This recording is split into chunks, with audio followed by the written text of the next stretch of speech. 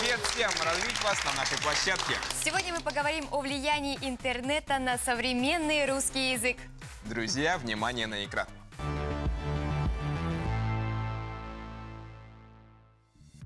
Интернет давно стал неотъемлемой частью нашей жизни. Именно благодаря ему мы можем моментально обмениваться информацией и строить коммуникации друг с другом вне зависимости от нашего местонахождения. При этом интернет привносит много нового и в нашу повседневную речь. Интернет-сленг закрепился в умах не только новых поколений, но и от них переходит к старшим. Татьяна Александровна Бердникова – доцент кафедры общего языкознания и риторики филологического факультета СВФУ, ритор, кандидат филологических наук. Она яркий представитель профессионального сообщества филологов. Сегодня она соорганизатор регулярных турниров ораторского мастерства. Благостно или вредно влияние интернета на современный русский язык? И как это отражается на нашей молодежи?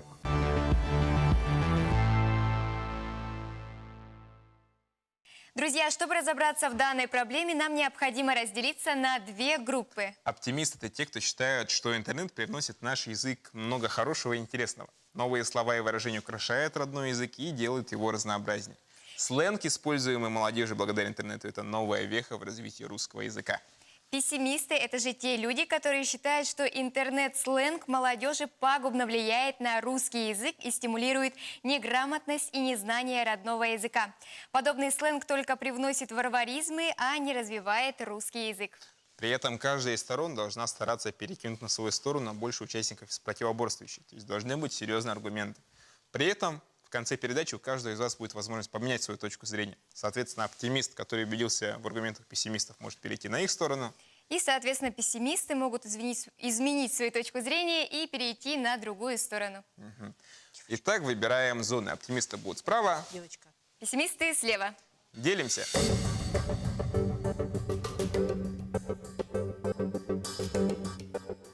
Итак, встречаем нашего героя. Ритор и кандидат филологических наук, соорганизатор регулярных турниров ораторского мастерства. Доцент филфака СВФУ Татьяна Александровна Бердникова. Добрый вечер. Присаживайтесь.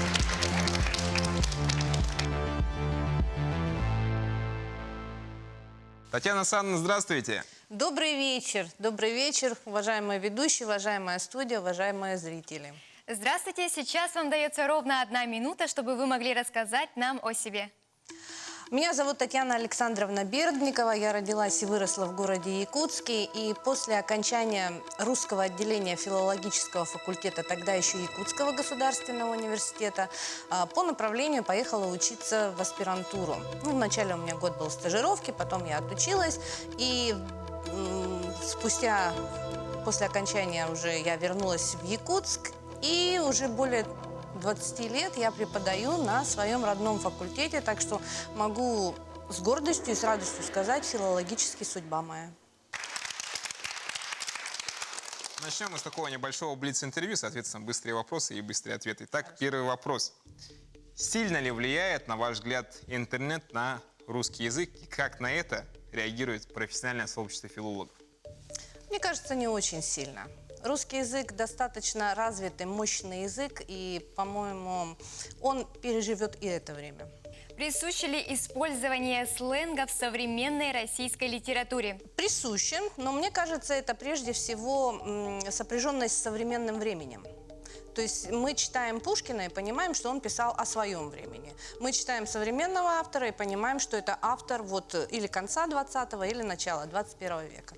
Каждый год вы обучаете все новых и новых студентов. Вот интересно, ощущаете ли вы то, что с каждым годом использование сленга увеличивается? Или это не так? Но все-таки у нас сообщество студентов понимает, где использовать сленг. Если вы будете говорить об интернет-сленгах, то, конечно, тут несложно судить, потому что мы на других текстах, скажем так, работаем. Да? А вот если по использованию студенческого сленга, ну, это как уже привычная часть жизни университета, обучения, образования. Модно ли было использовать сленг в ваши студенческие годы? Не знаю, не могу сказать. Ну, наверное, всем известные сленговые слова, собственно, студенческие, да, это в названии стипендии, общежития, да, преподаватели, всем они нам известны. Но я думаю, это было чуть меньше, чуть меньше. Как вы оцениваете грамотность молодежи? Ситуация становится хуже, либо лучше? Да, Своих значений. появляется много сейчас слов, в том числе заимствованных, значения которых с течением времени, ну, стираются где-то, да. Вот это нужно взять себе на заметку и просто самообразовываться. Сильно ли якутский язык влияет на русский язык и его чистоту в рамках нашей республики? Не знаю, не могу вам сказать. Мне кажется, языки существуют в таком хорошем взаимодействии, да, и те слова, которые из якутского языка, собственно, заимствованы в русский язык, да, жители республики понимают без особого труда. Конечно, если мы там будем говорить о приезжих к нам студентов там, из Рязани, ну, условно, да, вот, конечно, тут будут трудности, но все, мне кажется, в рамках допустимого и хорошее взаимодействие языковое. Ну, есть же понятие двуязычия, да, русско-якутское, якутско-русское, это наша жизнь. Ощущаете ли вы разрыв поколений? И если да, что может его преодолеть? Вузовский преподаватель не может ощущать разрыва поколений, потому что он каждый день сталкивается с молодыми людьми, и мы все-таки остаемся молодыми. Мои коллеги и я, мы стараемся быть на волне. Сказывается, наверное, в том, что другой информационный поток более интенсивный. И, может быть, мы уже даже где-то не совсем успеваем за теми же самыми словами из интернет-сленга, да? Вот. Но нам есть что передать. То есть у нас такой вот взаимообмен. И мне кажется, так было всегда. Так, Татьяна Александровна, сегодня перед вами те, кто постарается узнать вас немного поближе, ну и, конечно, подискутировать нашу сегодняшнюю тему. Справа от вас расположились оптимисты. Это те, кто считает, что интернет привносит в наш язык много хорошего и интересного. Новые слова, выражения, они украшают родной язык и делают его разнообразнее. Сленг, используемый молодежью благодаря интернету, это новая веха в развитии русского языка. Слева же от вас расселись пессимисты. Это те люди, которые считают, что интернет-сленг молодежи пагубно влияет на русский язык и стимулирует неграмотность и незнание родного языка. Подобный сленг только привносит варваризмы и не развивает русский язык.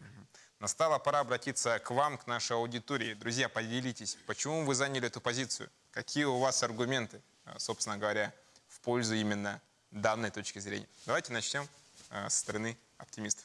Эта функция языка регулирует самого себя, он все время меняется, трансформируется.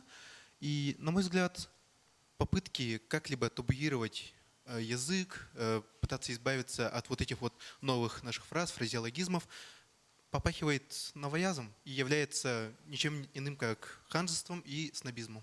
Спасибо. Пессимисты, пожалуйста, почему вы сегодня на этой стороне? Потому что среди СМИ, так сказать, много текстов, которые неправильно, они неправильно отредактированы и могут стоять в неправильных местах запятые или знаки препинания любые. И смотря на это, вот нынешний ребенок, он набирается всего этого. И набираясь всего этого, он передает его еще другим своим друзьям, и наш русский язык и того загрязняется, и они даже в WhatsApp-чатах начинают писать неправильно. Это их письменность отражается на их речи также. Это опасно. Зачастую бывает так, что человек вначале пишет по приколу неправильно, а потом забывает, как писать правильно вообще. Еще мнение, пожалуйста. Я на стороне оптимистов, потому что считаю то, что сленги — это очень универсальные слова, их можно использовать в определенных ситуациях, и они экономят время. А в наше время у нас время — деньги, как говорится. И, допустим, к примеру, слово «кринж». Все знают, что означает слово «кринж».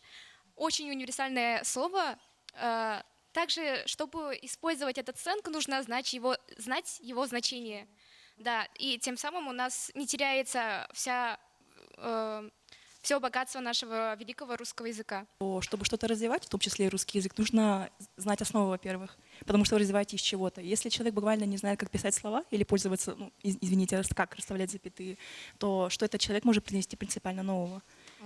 Так что я считаю, что все-таки интернет, особенно интернет-сленги, не портит русский язык. Еще мнение, пожалуйста, со стороны оптимистов. Позволю себе сказать так, мы с ребятами флексим и кайфуем, отжигаем, не кринжуем. Так что позволю себе заметить, эти разговоры шли всегда. Можно вспомнить своего нафилов-западников в 19 веке, как там друг на друга кричали, они спорили, нет, все должно быть только на русском языке, исконно русские слова, а сами носят халат, который пришел с монголами вообще. И это естественный ход вещей, эти слова не выкинуть, а тем более, допустим, слово «попыт». Ну как в русском эквиваленте его воспроизвести? Это неизбежный процесс, новые слова приходят, важно их правильно обрабатывать и принимать, и русский язык так и будет развиваться. Это ведь один из самых богатых языков за счет того, что вбирает в себя и адаптирует именно в реалии русскоговорящих людей все эти новые слова, и делает это классно, я считаю. Спасибо. Пессимисты, еще мнение, пожалуйста. Я считаю то, что все эти интернет-сленги, они просто-напросто заменяют те слова, которые человек бы мог бы использовать. Множество слов, которые сейчас использует молодежь, она просто-напросто заменяет уже старые слова, но при этом эта же молодежь не в состоянии придумать другой синоним к этому слову. И из-за этого все это обобщается, и слово «кринж» заменяет и стыд, и неловкую ситуацию, и вот это вот все, что могло бы более красочно рассказать, более точнее. красочнее настоящим русским языком. Спасибо. Спасибо.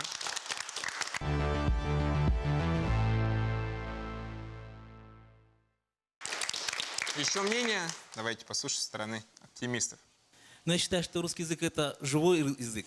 И он, как каждый живой организм, он развивается, эволюционирует, приспосабливается под новые, допустим, реалии жизни. То есть у нас сейчас жизнь очень быстрая, очень быстротечная, поэтому нужно действительно экономить время, как мы сказали уже, использовать какие-то слова, которые заменяют словосочетание, допустим. Это раз, во-вторых, мы экономим время, опять же, ходим в цифровую реальность, и там половина действительно сленги используется. Это мы с этим сталкиваемся, и мы развиваемся. Спасибо. Спасибо. Мнение пессимистов? Если честно, я сама считаю то, что сленги используются исключительно для чатов, в плане, чтобы сократить время, как сказали с той стороны.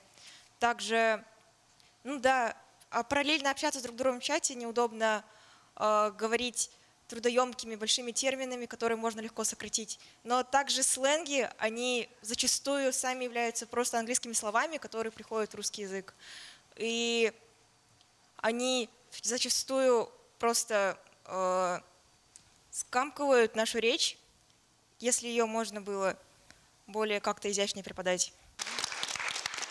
Ну что ж, давайте перейдем к вашим вопросам, к нашей гости Татьяне Александровне. Давайте начнем с вопросов стороны оптимистов. Оптимисты, пожалуйста, ваши вопросы. Были ли, допустим, в 2010 году сленги, которые уже переросли в русские, исконно русские слова, которые используются людьми, и сейчас люди даже не подозревают, что это когда-то были сленги? Мы, может быть, тут немножечко разведем, да, не сленги, а сленговые слова, да, вот. И действительно правильно сегодня говорила и одна, и вторая сторона о том, что заимствованные слова в том числе, они адаптируются. Ну вот, например, Google, мы все знаем, да, поисковая система, понятно, что это слово заимствованное, но, однако, мы же сейчас, уже давно в нашей речи существует глагол «гуглить». То есть это слово, образованное от основы заимствованной по совершенно русской словообразовательной модели.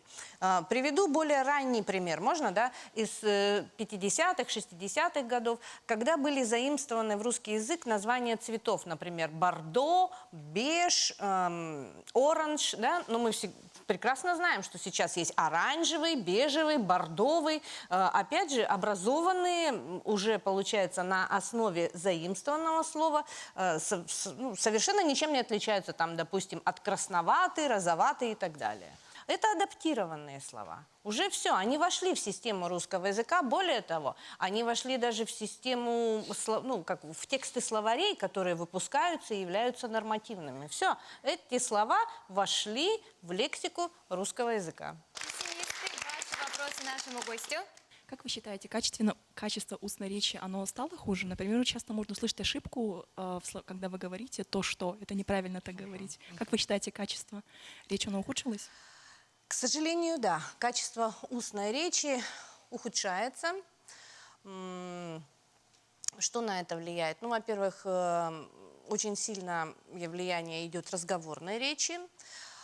Пишем мы тексты под большим влиянием наших устных высказываний. Возможно, вот правильно тут тоже было, да, отмечено, что не всегда поддается такой хорошей, добротной редактуре наши письменные тексты. И да, повторяясь раз от раза, даже в чьих-то, да, не в ваших текстах, это влияет на всех остальных, которые видят. Но это то же самое, что 25 раз увидеть, как написано слово «костюм», да, и в 26-й раз ты уже просто, поневоле напишешь «костюм», ты уже перестанешь сомневаться, потому что правильное написание ты не видел. Вот. Да, страдает. Экстремисты, ваши вопросы? Знаете, что есть вот язык устный, а есть язык письменный.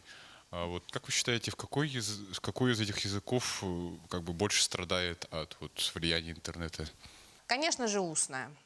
Конечно же, устная, потому что письменные тексты, для вас, для ребят-студентов, да, это учебные тексты. То есть вы туда, просто по содержанию не можете включить, допустим, сленговые какие-то слова, да. WhatsApp, сообщения, да, я имею в виду там по электронной почте, по сетям, это все-таки отражение устной нашей речи.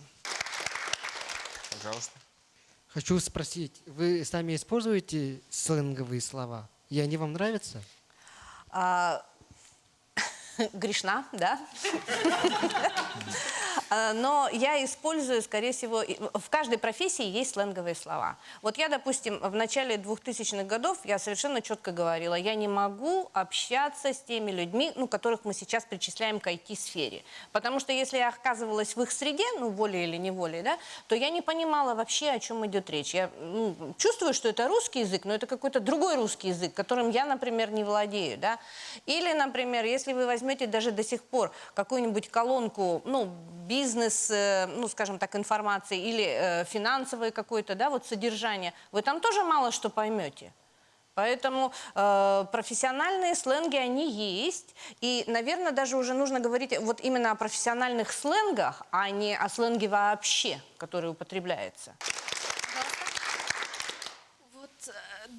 Верите ли вы в вероятность того, что якутский и русский язык рано или поздно объединятся и образуют новый, совершенно другой язык? Например, у якутов уже используется выражение как смешанный язык «бухкастыл».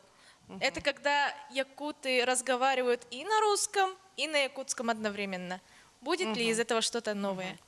Это явление, которое известно давно, достаточно описано в языкознании, но я верю в то, что, во-первых, язык является определяющим в формировании нации. Мы можем говорить о переходных явлениях, допустим, русско-белорусских, потому что близко родственные языки, да? Самые ближайшие родственники, да, русского языка – это украинский и белорусский. И допустим, в местах проживания, там даже не отличишь, да, кто он, собственно говоря, территории, да, границы-то есть между странами, но провести четкую границу между языками, конечно, невозможно. Это такой, как мы называем специалисты, языковой континуум, то есть он протяженный, его нельзя раздробить. А тут получается, что у нас в республике это разные языки. И, мне чем нравится наш регион, да, с языковой точки зрения, то, что у нас совершенно разные языки, разные культуры. Это такое поле для наблюдений, для ощущений, для радости того, что мы соприкасаемся с совершенно разными фактами. Кто живет в другом мире, да, я бы их с радостью к нам пригласила. Живите, смотрите, радуйтесь вместе с нами. Давайте буквально по одному вопросу с каждой стороны. Коснулась ли вас профдеформация? Например, вы невольно используете сложные термины, которые обычно люди не используют в повседневном общении, или вообще поправляете людей часто из-за их ошибок в диалоге? Нельзя сказать, что мои, допустим, родные, близкие меня не понимают. Никогда не замечала. Один раз у меня был в студенчестве, можно привести этот пример, да? В древнерусском языке есть такое выражение «ничтоже сумняшися», что переводится как «нисколько не сомневаясь». И вот, наверное, на первом или на втором курсе я встречаю своего одноклассника, извините, мы начинаем с ним вспоминать, ну, что-то общаться, привет-привет, как дела? Я говорю, ну и вот он «ничтоже сумняшися», он мне говорит, Таня, ты на русский-то переходи. И я поняла, что вот тут действительно я как-то, вот это выражение среди моих однокурсников, среди моих одногруппников, ну, было, знаете, совершенно обыденное, как «здравствуйте» и «до свидания». И вот тогда я себя как бы в моменте, да, поняла, что, да, надо где-то вот притормаживать и уже не употреблять то, что, ну, скажем так, непонятно всем другим, не связанных со мной профессиональной какой-то деятельностью. Ну, тогда еще студенческой, да, ученической деятельностью. Спасибо. И еще один вопрос со стороны пессимистов. Сейчас очень много началось издаваться книг именно нашими, ну, русскоязычными писателями, и как бы молодежь, подростки, они начали много читать. Очень похвальный тренд, это здорово. Вы имеете в виду в Якутии или вообще? Вообще. Ну, в Якутии в том числе, конечно. И у меня такой вопрос в связи с этим. Вам не кажется, что вот в связи с этим трендом вот, использование сленговых выражений, общая, скажем так, такая деградация именно письменной речи и литературного языка может привести вообще к деградации русской литературы вообще, глядя на современные книги, на современных писателей? Сложный вопрос. Спасибо за него. Употребление сленговых слов – это отражение сегодняшнего времени. Вполне возможно, что завтра пойдет какая-то другая волна, да?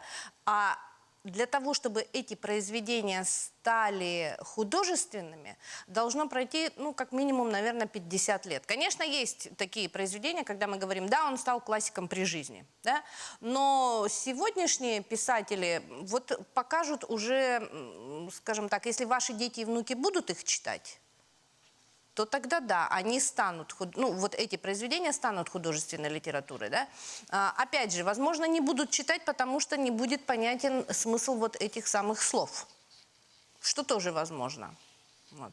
Но прямо так, что влияют, хорошо, что люди пишут, потому что это же один из выходов, ну, вот проявления своих творческих каких-то возможностей, да, возможно, своих амбиций каких-то, но это лучше, чем там чем-нибудь деструктивным заниматься. И очень хорошо, что литературы много, и вы вот призываю вас посмотреть, да, последить за литературными премиями в нашей стране. Каждый год очень достойные люди избираются, да, становятся лауреатами этих премий, тексты хорошие. Одно плохо, не так хорошо мы их знаем и не такой большой тираж. Ну, это уже вопросы государственного, так скажем, масштаба. Вот. Спасибо, давайте поаплодируем.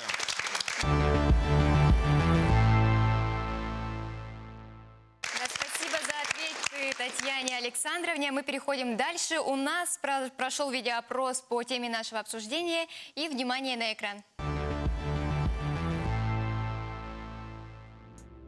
Какой язык сейчас перспективнее изучать, английский или китайский? Английский, я думаю. А почему? Ну, потому что, мне кажется, его знают в больших странах, ну, чем китайский, то есть. Китайский, конечно, но и английский тоже надо знать. А почему? А как почему? Надо вообще языки надо знать, чтобы дружить с народами, общаться, развиваться совместно. Английский. А почему? Более популярный, наверное, мне кажется. Поняли вы, короче, меня. Сейчас перспективный английский язык. А почему? Но он до сих пор остается международным. Китайский. А почему? Мне кажется, в будущем уже пригодится нам. Какой язык сейчас перспективнее изучать, английский или китайский? Английский, конечно. А почему? Ну, потому что это считается международным языком. Китайский только-только появился на рынке. Ну, я думаю, он распространен, конечно, но не во многих странах, не во всех. Ну, на мой взгляд, здравствуйте, оба языка перспективно изучать. Английский, он все равно как бы является международным языком, а китайский в перспективе, конечно, вот сотрудничество Азии.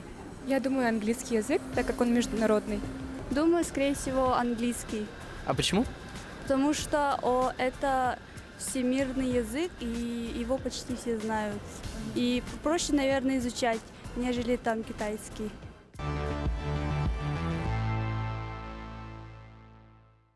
Посмотрели мы с вами видеоопрос, услышали то, что есть самые разные мнения. Ну и, соответственно, давайте лично в студии опять же зададимся таким вопросом.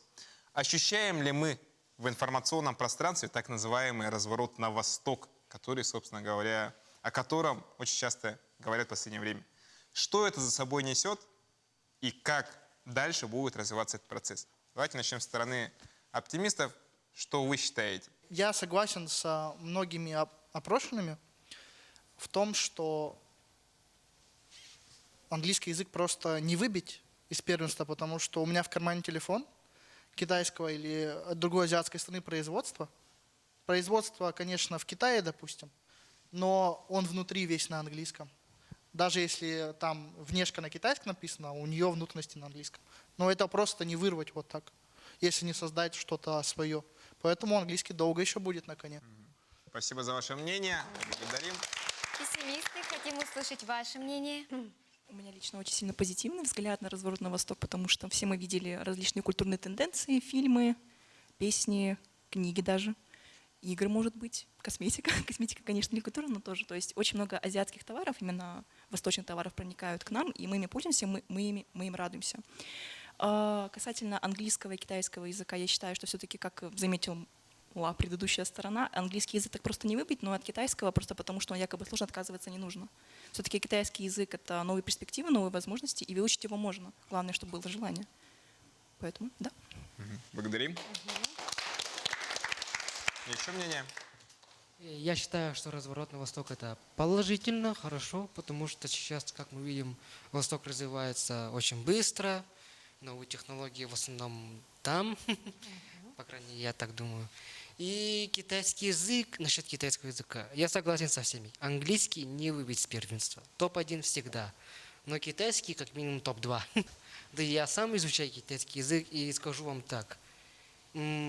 Китайский язык сложный, очень сложный. В 100 раз сложнее английского.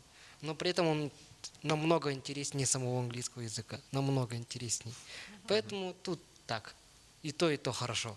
Мне и английский, и китайский нравятся. Но английский не выбить с первенства. Как все-таки вы считаете, что же несет за собой этот разворот на восток в плане, опять же, чистоты русского языка? Я всегда с китайскими студентами спорю, да, когда новая группа приходит, и я им говорю, вот слово «пельмени». Какое, говорю, это блюдо чье, вот, собственно, русское, да, или китайское? Они говорят, конечно, китайское. Я говорю, конечно, русское. Вот никогда в жизни не откажусь, да, от того, что пельмени не наша национальная еда. Ну, во всяком случае, сибирское, да, национальное блюдо. Очень много общего находится на самом деле. И даже вот наш национальный продукт, чай, да, это же слово заимствованное от чайна, собственно говоря, да, то есть какие-то такие глубинные у нас есть связи, и разворот на восток, а был ли разворот на запад, вот так я бы сказала. Но ориентир наверняка все-таки был, ведь, опять же, вами было сказано что-то, что ранее у нас в почете было изучение немецкого языка, до него как раз-таки, если мы так взглянем в историю, был французский в почете. Вот. Ну хорошо, соглашусь с вами. Переориентация такая. Это не переориентация. Есть такое крылатое выражение, чем больше ты знаешь языков, тем больше дверей для тебя открыты. И вот мне кажется, для современного человека сейчас очень большие возможности открывать эти двери. Ну, не хочется тебе учить китайский язык, да, ну, там, признался в собственной слабости, да, сложно, да, там, да, нужно выводить иероглифы. Ну, может быть, ты там в чем-то в другом преуспеешь, да. Если у тебя есть, я вот знаю, что многие студенты изучают корейский язык, да, хотя бы для того, чтобы смотреть, ну, вот, корейские сериалы. То же самое может возникнуть история, ну, и уже есть, да, с турецким языком. Вот хочется, вот в оригинале, да, пожалуйста, почему нет? Современные технические возможности позволяют, ну, хоть суахили учить. Вот, кстати говоря, об африканских языках сейчас будут учить и даже в российских школах, потому что уже разворот не только на восток, но и на юг в том числе. Имейте в виду. Совет для наших ребят. Пытайтесь во всех языках, которые вас окружают, находить какие-то тайны и открывать вот эти секреты. Это может быть ваш родной язык, ну, например, якутский или русский, да, или какой-то другой язык. Смотрите на языки своих соседей. Интересуйтесь вообще разнообразием. Языковое разнообразие зашкаливает просто воображение. Если, ну, скажем так, просто поинтересоваться, да, сколько языков на свете, какие они, да, какие языки уже родственники ближайшие, да, какие, возможно, языки уже мертвые, но мы можем там найти какую-то частичку своего родного языка. Мне кажется, это увлекательное занятие.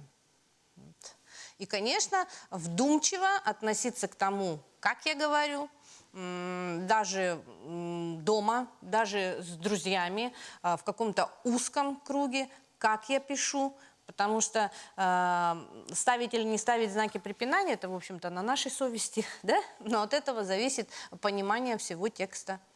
Ну и, наконец, есть возможность у того, кто решил поменять свою точку зрения, перейти, допустим, из оптимистов в пессимисты. Из пессимистов, соответственно, в оптимистов. Ну что, давайте вспомним все те аргументы, которые были сегодня сказаны, ну и ставим точку. Опять же, лично каждый сам для себя определит, какая же позиция для него окончательная. Что, давайте на счет 3 можно будет поменять свою точку зрения и считаем. 1, 2, 3. Давайте поаплодируем молодым людям. Пожалуйста, поделись, почему ты решил поменять свою точку зрения? Я занял позицию пессимиста в самом начале только потому, что я реально думал, что все-таки эти новые фразеологизмы, новые слова, которые в сленге используются молодежью, так же, как и мной, они просто мне мешают. Я так как я сам сначала обучался по сленгу, чисто в интернете я учился просто общаться, социализироваться. А вот хорошо говорить или же правильно ставить свою речь я уже учился в книгах или же перед выступлениями других людей. А почему вы поменяли свое мнение? Я думаю, что все-таки больше было пользы от цифровизации, от того, что интернет сейчас влияет на развитие русского языка. Но сейчас я подумал, что, скорее всего, он имеет негативный больше окрас. Имеет больше, потому что, допустим, приводили пример кринж, да? Кринж. И вот я смог его перевести для себя. Допустим, он ходит с утра кринжует, он ходит с утра позорится. Кринж, испанский стыд. То есть это можно заметить спокойно, и не надо прибегать к сленгам, и сленговым выражением, вот скажем так. Спасибо, давайте поаплодируем. Татьяна Александровна, пожалуйста, вам слово. Соответственно, можете сейчас называть того участника, кого вам бы хотелось сегодня отметить. То, что происходит сейчас, это хорошо забытое старое. Просто каждый вопрос имеет свою историю. Если об этом задуматься, то мы опять же поймем, что русский язык один из мощных языков мира, да? Он недаром входит в мировые языки, и он все, вот не надо ему мешать, а он совсем сам справится. Потенциал достаточно большой. Кого я хочу выделить сегодня, да? Но мне очень понравилась девушка вот в горчичном. Да? Давайте поаплодируем. Так. И хочется поддержать молодого человека, который изучает китайский язык. Да.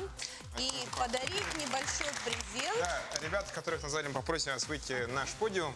Татьяна Александровна, вам слово. И хочется вам на память подарить вот такую замечательную книгу, которая была издана вдохновителями тотального диктанта. Называется «100 текстов о языке». Вот я всей аудитории рекомендую прочитать эту книгу, потому что здесь как раз те самые тексты, вот скажем так, волнующий вопрос сегодня, которого был вынесен в нашу программу. Юлия, пожалуйста, вам. Аплодисменты. Так. Ага. Данил, пожалуйста, вам. Вот. Пожалуйста. Благодарю всю аудиторию за большое внимание. Это очень актуальная проблема, которая сегодня была поднята. И спасибо большое ведущим программы, что вы не стесняетесь задавать такие даже острые вопросы, и что наша аудитория молодая начинает понимать всю ответственность, да, перед родными языками, вообще перед всем языковым разнообразием. Мне очень приятно было сегодня находиться в этой аудитории. Спасибо большое. Замечательно. Ну и пару слов о себе, ребята. Буквально пару слов. Что я могу рассказать о себе? Я не ожидал то, что я буду стоять на этой прекрасной сцене. Я пришел сюда, чтобы пообщаться с интересными личностями, узнать побольше о своем языке и о том, как влияет сленг на мой родной язык и другие тоже языки. Ну и просто немножко повеселиться. Честно говоря, тоже не ожидала, что я буду здесь сегодня стоять. Спасибо, что выделили и пригласили. Было очень приятно поучаствовать. И для меня подобная тема является очень животрепещущей, потому что я такая, скажем так, поборница правильного русского языка. Очень сильно ругаю своих друзей и родителей за ошибки грамматические какие-то. Поэтому было очень приятно обсудить эту тему. Спасибо большое. Спасибо большое. Ну а теперь, дорогие друзья, мы приглашаем всех подняться на наш подиум, для того, чтобы мы опять же могли немного еще пообщаться друг с другом, ну и с нашей гостьей Татьяной Александровной. Пожалуйста, поднимаемся сюда.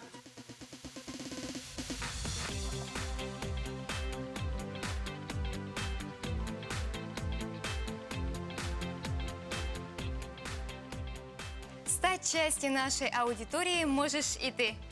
Подписывайся на наш телеграм-канал и подавай заявки на актуальные даты наших съемок. С вами была программа «Я молодой» Ее ведущие Евгения Тимкина. и Антон Васильев. Будем развиваться вместе. На благо себя и родной республики. Всем пока.